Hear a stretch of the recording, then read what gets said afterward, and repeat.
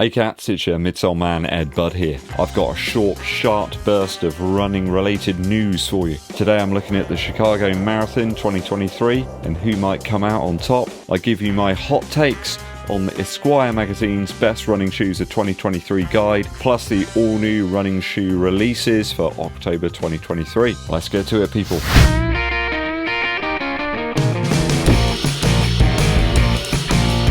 Thanks for joining me here on the channel. Do help us to continue to grow by hitting that subscribe button, but also giving this video a thumbs up like.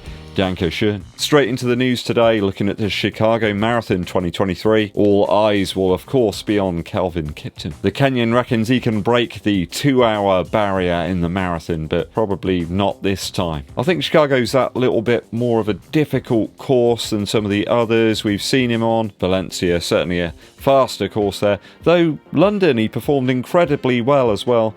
Always regarded as a slightly more difficult course. I think those runs in Valencia and London have ignited some interest there that he could perhaps break the world record. Maybe you could be on for a course record here though from Kiptum. I think Chicago's perhaps one of the quicker courses out there. 2:03:45 is the record, so all eyes on the clock there on Kiptum. Of course though, Benson Kipruto and also Bashir Abdi will be providing some challenge around the Windy City. In the women's field there's a huge number of athletes that have run under 2:20. I think you might have about 8 or 9 athletes that are all under that figure. Very excited to see how Molly Seidel gets on, and of course the 2022 winner Ruth Chepngetich. So many great athletes out there. It's certainly going to be one that I'm going to stay tuned for. Do you think Kiptum will don the Vaporfly Next Percent 2 once again? Or will he chance it with the Vaporfly 3? I reckon he's going to go with what he knows and go with the Vaporfly Next Percent 2. He produced incredible results so far with that shoe, so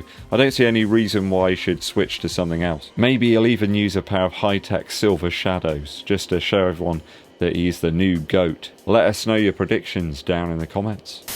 So, next story, I'm going to give you my hot takes on an ESQUIRE magazine best of running shoe guide for 2023. We're going to go right from the bottom to the top of the list. There's some really bizarre stuff on here. At number 14, they've got the quite bizarre description of the Alphafly 2. Straight off the bat, they look completely insane. They also mention that they barely look like shoes, that they look more like a hovercraft crossed with a locust. Okay, they say that the name has the percentage sign in it, and that's not a typo apparently. So really weird description there, no validations whatsoever, and do bear in mind we're at position 14, there's no 15, so not sure I agree with that one. At 13 is the Salomon Cross Pro 2 trail shoe.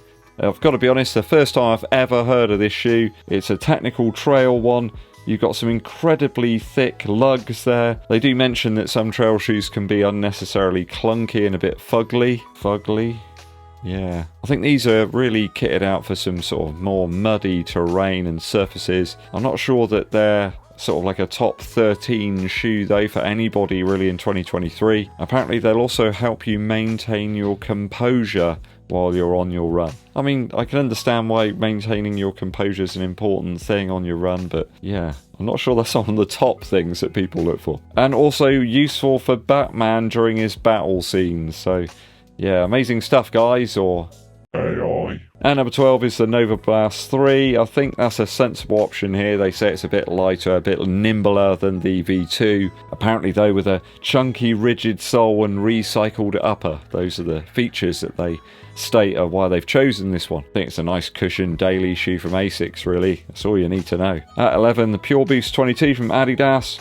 For the goths apparently, or for those that are starting out that want a bit of boing and some energy return there. I have no idea why that one's there. At number 10, you got the Gel Cayano 29. So that one's been superseded by the 30, which is a better shoe really in comparison. Not sure why they selected this over the 30, considering the price is about the same. They say it's for comfort on short or long runs apparently, though there's loads of other better shoes on the market for that cost less. I think it's quite a bizarre selection really for number 10. At number 9 is the Street Fly from Nike. So I think rightly that one should be in there. It's super light. They say it's ideal for 5 or 10k. That's absolutely fine. I agree with that. So at last is like a meaningful review here for a shoe that fits the bill perspective of use and price. The Mach 5 at 8 from Hoka, which is apparently like practically sticking your foot into a particularly supportive and speedy chaise longue, which is interesting. Yeah, not sure I completely agree with all that, but it's a decent shoe. I can see why they've included it here. There's no mention of the midsole outsole really though. They do say it has the sturdiness you need for long runs. It's just a bit weird to include this here. Perhaps there's better options out there if you want to do a longer run. At number 7 we have a shoe from New Balance on the list. It's the Fresh Foam Vongo 5. So it's like a max cushion stability shoe. I think there's better ones out there. Certainly not a top 7 shoe. It doesn't seem to be setting the world on fire at all. At number 6, you got the 220 quid Norda 001. It's an overbuilt trail shoe. At this price, you've got to be absolutely joking. I don't see this being on anyone's list, especially like top 6 shoe. It's just, no. At 5, a decent model, Pegasus Trail 4 GTX. Probably one of the better shoes on this list actually, ideal for the coming winter months. Good grip, something to protect the feet from the cold. Yes, I'll agree with that one at last.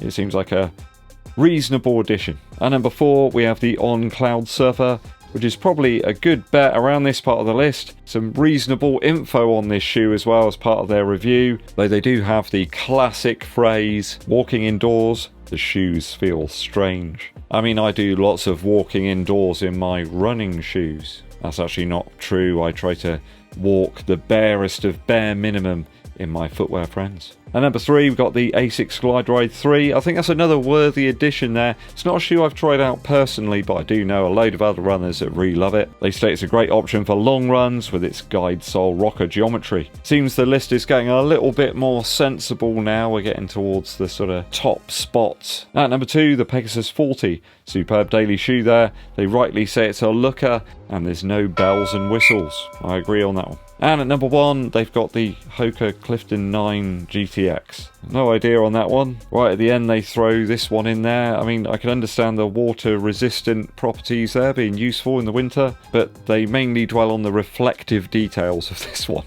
Any ideas? So thanks for that one, Esquire magazine. It's very, very interesting, that list. There's a few I agree on, but the majority of them, no.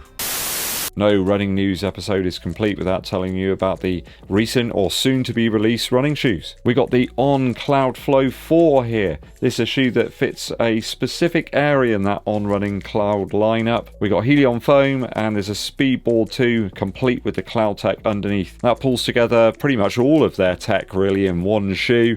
So like a flagship sort of model, I suppose. You got typically highly engineered upper design here, though with a more standard eyelet run from previous On models. Nice low weight too, plus a 9mm drop. I think this one's going to be available very soon for about 150 Earth credits.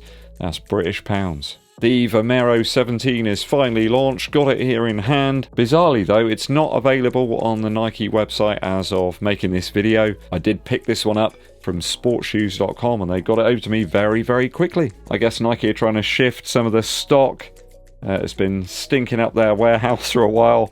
Probably includes the legions of Dunk Lows, the weird new versions of the Vomero 16, and many pairs of the Vaporfly 3 that just seem to be sat on the virtual shelves. There's a whole load of colours of the Vomero 17 that have released, and even a wide fitting version too. You've got Zoom X here, you've got Cushlon 3.0, and you've got quite a lot of rubber. Watch out for my review on this one very, very soon. Last up, we got the Fresh Foam X 1080 V13. That one's going to launch here in the UK and Europe around the 13th of October. If you're excited for that shoe, there's a ton of colorways available, though this blue, white and off-white version is clearly the pick of the bunch. This one's going to be about £160 here in the UK, so I see the Vomero 17 perhaps being a slightly cheaper sort of alternative to that. Features that soft foam, it's got a 6mm drop and that midsole rocker. Loads of you reckon I'm wrong about not reviewing the 1080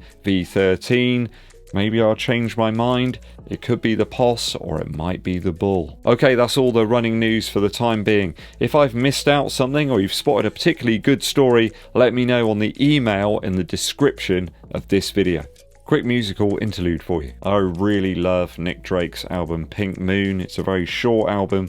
It features practically just him on guitar with vocals, plus one piece of piano as well on the title track. Most fantastic tune on there. It's got to be Place to Be. It's got this kind of rolling acoustic guitar sort of riff and motif. It's got the most beautiful chord changes in there.